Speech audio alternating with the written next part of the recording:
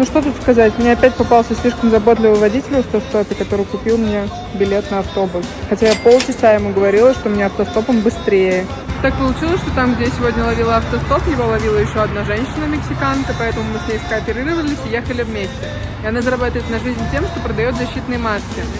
И смотрите, что она мне подарила. С совушками.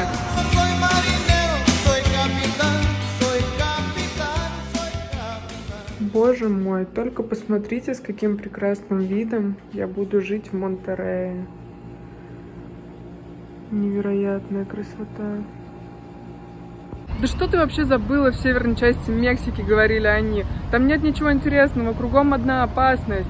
Ребята, как минимум здесь расположился просто офигеть какой крутой мегаполис, который называется Монтеррей. Я вот честно влюбилась в него с первого взгляда. Я заезжала в город, было уже темно, и я увидела силуэт огромных гор, а под ними множество маленьких огоньков. Это был весь город, и это реально было волшебно. Монтеррей – столица и крупнейший город северо-восточного штата Нуэво-Леон. Он был основан в 1596 году испанскими колонистами, а до этого здесь кочевали индейцы Куавельтеки. Во всей Мексике Монтеррей занимает третье место по величине. Это богатейший город страны, и его часто называют султаном Севера. Второе неофициальное название – город гор. Население вместе со всеми пригородами составляет около 7 миллионов человек. Также в его округе расположен городок Сан-Педро, который считается самым дорогим в Латинской Америке. Здесь располагаются офисные центры, пафосные рестораны и крутые отели. А вот это на минуточку. Самое высокое здание в Латинской Америке. Выше не найдете. В Монтеррее есть просторная смотровая площадка, называется она Обиспадо. С нее можно рассмотреть весь город и горы, среди которых он раскинулся. Также в этих горах расположены огромные заповедники – Чипинки и Ляо-Ацтека. К сожалению, из-за погодных условий мне удалось побывать только в первом, но и он не оставил меня равнодушной. В парке есть разные маршруты, они идеально подходят для любого возраста и уровня навыков. Здесь обитает множество животных – бурые медведи, рыси, пумы, койоты, серые лисы, олени, а также разнообразного вида бабочки и птицы. А если повезет, как это случилось со мной, можно даже увидеть превосходного уроженца Мексики коати, существа, похожего на енота с волосатым хвостом. Посмотрите, какая большая территория у этого парка. Здесь можно неделю гулять, наверное. На территории заповедника расположены руины летнего дома одного мексиканского генерала, политика и бизнесмена, имя которого Хуан Эндрю Альмазан. В начале 40-х годов он считался одним из самых богатых граждан Мексики.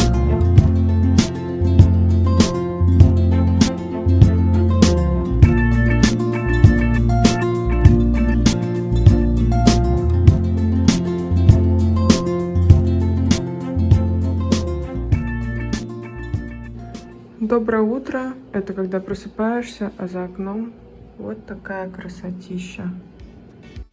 Если вы приехали в Монтеррей и хотите посмотреть город, то прогулку стоит начать с центральной площади, которая называется Макроплаза и считается пятой по величине в мире.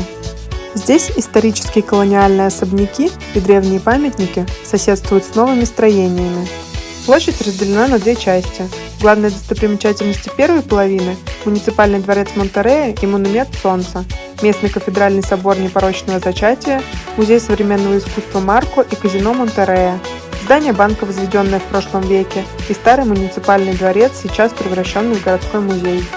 Во второй части Макроплаза можно найти государственную библиотеку, городской театр, музей мексиканской истории, северо-восточный музей и променад Санта-Лючия, который соединяет Макроплощадь с известным парком Фундидора, который поражает своей неординарностью.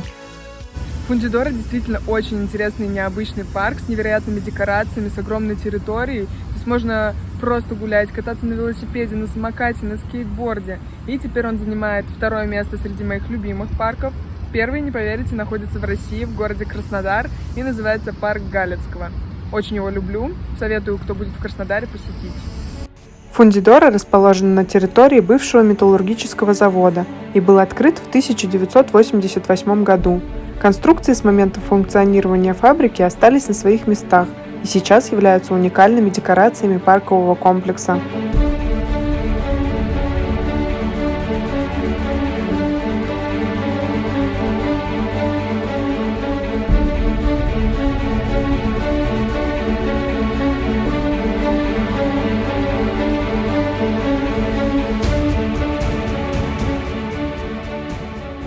погода здесь просто жесть.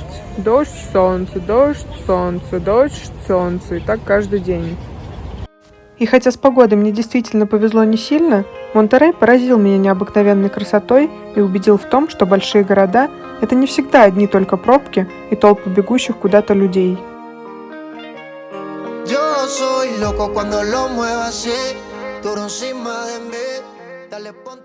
И снова я путешествую на большой машинке. Ничего необычного, все как всегда. Выехала из Монтеррея, еду в новый город, который называется Торреон. Один мой знакомый путешественник сказал, что там растут фиолетовые кактусы. Что-то верится мне с трудом, но я это обязательно проверю. Первое, на что обращаю внимание в этом городе, какие-то странные светофоры. Не как везде. Второе, так это то, что здесь, по ходу дела, очень любят бильярд. Я вот иду 10 минут уже и нахожу второй бильярдный клуб. И третье, это то, что абсолютно все местные думают, что я из США, так и граница совсем недалеко. Торреон – особо ничем не примечательный город в штате Коауила. В течение года здесь бывает огромная для Мексики разница в температуре. В январе она может опускаться до 0 градусов по Цельсию, а в июле достигать 43. Наиболее популярная достопримечательность здесь – статуя Христа Искупителя, как в Рио-де-Жанейро, но, конечно, не такая огромная. Сначала городок что-то все поют, танцуют, или просто потому что пятница.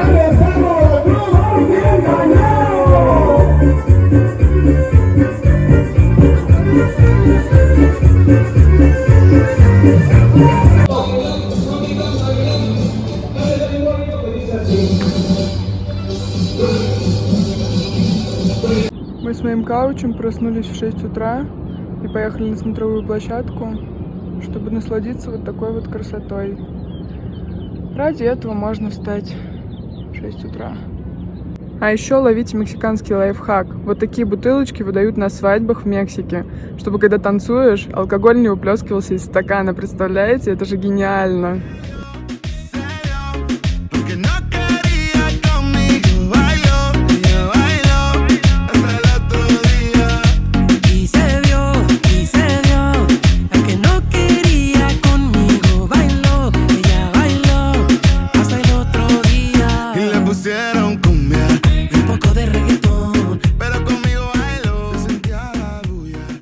Мы поднялись на одну гору, называется Рута де лас Ноас. И здесь какая-то фигня. Сейчас все становится очень туманно. Поднялся ветер, и скорее всего это песок в воздухе. Мы все умрем. Фиолетовых кактусов я тут, короче, не нашла. Зато вот такие интересные растения встретила.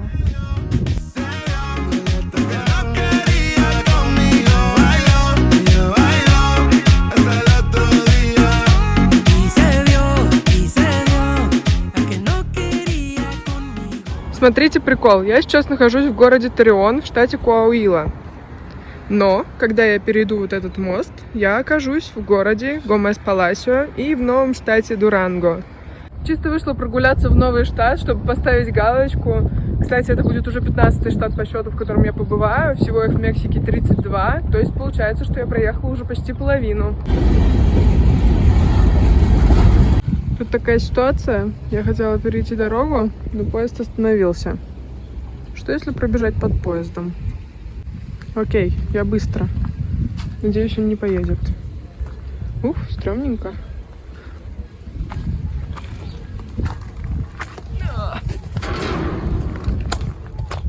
Уф, слава богу, я жива.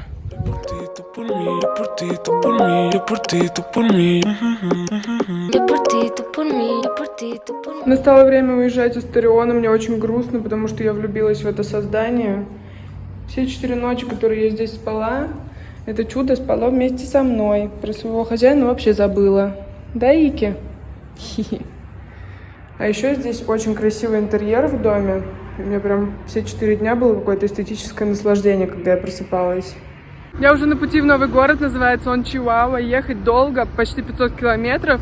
В Мексике такое расстояние за один день автостопом я еще не проезжала, но в Крыму опыт был, поэтому думаю, что справлюсь. Штат Чиуауа является самым большим в Мексике и, судя по всему, самым холодным зимой, поскольку здесь периодически выпадает снег. Отсюда к Тихому океану отправляется единственный пассажирский поезд в стране, который называется ЧП. Мой кауч занимается карате, и он пригласил меня посмотреть, как проходят занятия. Все бы хорошо, только занимаются они в масках. Это же просто жесть.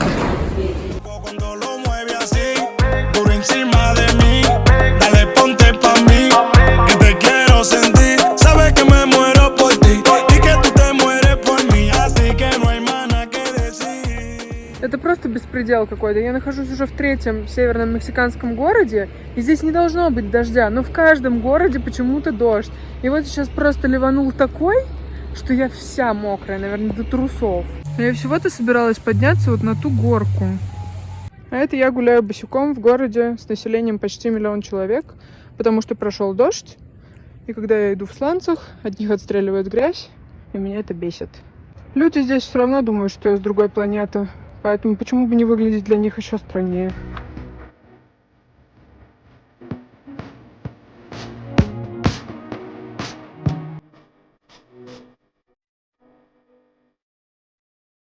Вы готовы увидеть Чиуауа с высоты птичьего полета? Поехали!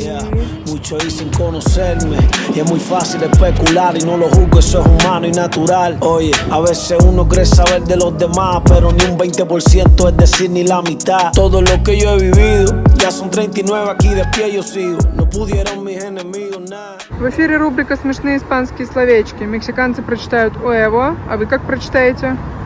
Сказала сейчас поесть бурритос. На севере это очень популярная еда. И спрашиваю у девушки, начинка не острая? Она говорит, нет, вообще не острая. Знаете, какая она острая? Пипец. Честно говоря, не знала, чем заняться в свой последний день в Чиуаве, потому что город это не прям супер красивый, интересных мест здесь тоже не очень много. Сам штат Чиуауа, да, но надо ехать очень далеко, чтобы найти красивые места. Так вот, проснувшись сегодня утром, я все же вспомнила, что осталось одно местечко, куда я так и не съездила. Преса Эль Рихон представляет собой парк для семейного отдыха.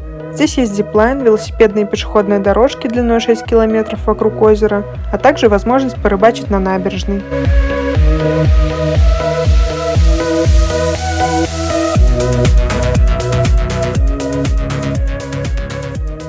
Вот знаете эти штуки? Обычно денежку бросаешь, и можно смотреть вдаль. Так вот, здесь это бесплатно. Я вообще в шоке, впервые такое вижу. А атмосферка-то тут какая, лошадки вот гуляют. Там вдалеке коровки, горы вокруг. Так по-деревенски, по-домашнему. А вон там пастухи сидят. Я помню, когда в деревню летом раньше ездила, тоже коров пасла. Эх, были времена. Блин, так люблю всю эту движуху сельскую. Вообще хочу на ранчо пожить. Вот что хочу. Colgando del cuello